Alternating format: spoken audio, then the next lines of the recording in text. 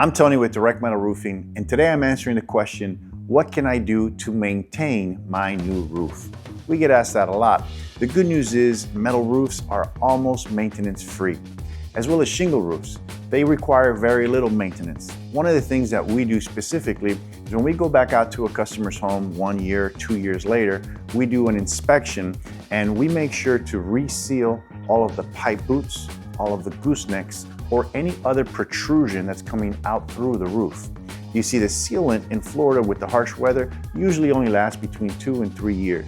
Now the good news is the sealant is just a help. It's not the main water barrier. Now, having said that, another thing you should look at is the gutters. You want to make sure your gutters are draining properly. If they're not draining properly, the water could back up, get into the decking or the fascia, and begin to cause wood rot. So those are two main things you want to look at.